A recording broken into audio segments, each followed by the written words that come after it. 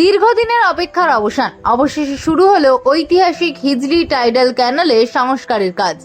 প্রথম পর্যায়ে 17 লক্ষ টাকা বরাদ্দে মহিষাদলে শুরু হয়েছে কাজ। প্রায় 14 কিলোমিটার দীর্ঘ এই ক্যানেল সংস্কার হলে উপকৃত হবেন কয়েক হাজার কৃষক ও মৎস্যজীবী। ইতিহাসের ঐতিহ্য ফিরিয়ে আনতে এই উদ্যোগে খুশি এলাকাবাসী। আমি তো ভীষণ উপকৃত।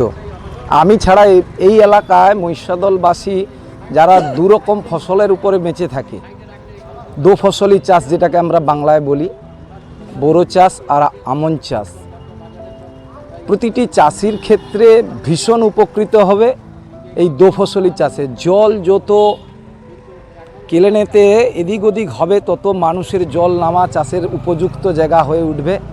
আমি ভীষণভাবে আশাবাদী এবং সাধুবাদ জানাই এই সরকারকে যে এই কেলেন যা ছিল দীর্ঘদিন যাবৎ আমাদের পূর্বপুরুষরা বলতে পারবে, এই কেলেন থেকে নৌকা বোট বিভিন্ন রকম লোক যাতায়াত করতো, খড়ের গাড়ি মানে নৌকা করে নিয়ে যেত।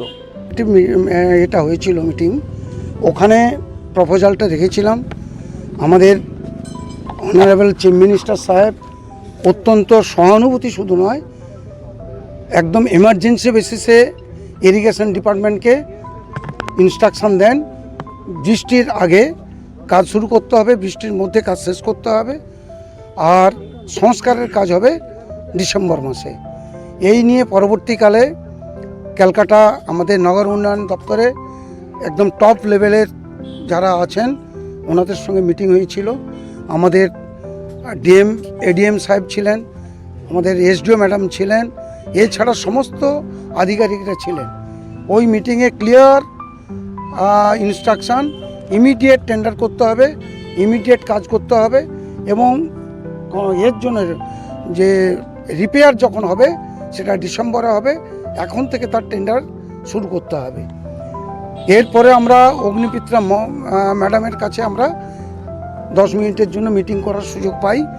উনি আমাদের থেকেও অ্যাডভান্স উনি বলে দিলেন পুরো ডিপার্টমেন্টকে যে আজকেই সমস্ত ডকুমেন্টস হবে, আজকেই আমি সাইন করব, কাল থেকে ডিএমের কাছে চলে যাবেন, ডিএম ইনস্ট্রাকশান দেবেন, টেন্ডার হবে। সেই হিসাবেই এখন পর্যন্ত অগ্রগতি হচ্ছে। এবং ডিএম আমাদের মিনিস্টার অগ্নিমিত্রা পল আমি যা বলেছিলাম তার সঙ্গে অ্যাড করলেন, পুরো দুপার ইনলিগাল এনক্রোচমেন্ট ক্লিয়ার করতে হবে। 100 মিটার ওনার কাছে সব তথ্য আছে, 100 মিটার উইথ এই ক্যানেলে।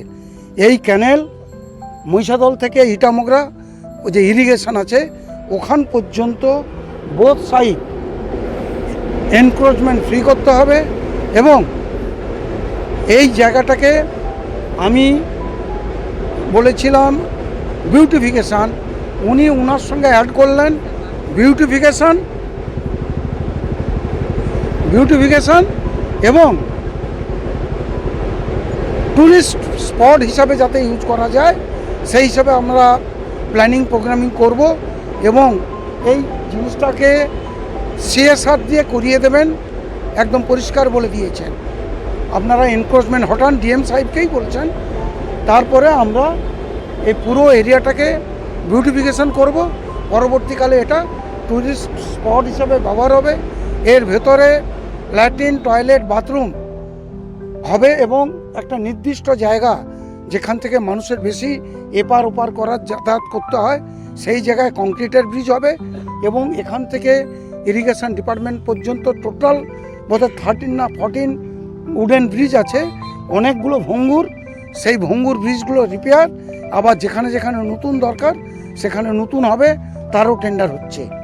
বলছি যে আগের সরকারের সময় ডেভেলপমেন্ট করতে গেলে কাটমানি দিতে হতো, কি বলবেন এখন? কাটমানির কোনো প্রশ্নই নেই। কালকেই বিধানসভাতে দাঁড়িয়ে এবং পরশুদিন আমাদের যে একটা অ্যাডমিনিস্ট্রেটিভ মিটিং হয়েছিল, আমাদের দিল্লি থেকে ভারতীয় জনতা পার্টির বনসালজি এসেছিলেন, পরিষ্কার বলে গেছেন কোনো কাটমানি, কোনো তোলাবাজি, কোনো দাদাগিরি কোনো কিছুই চলবে না, সঙ্গে সঙ্গে রিপোর্ট হবে।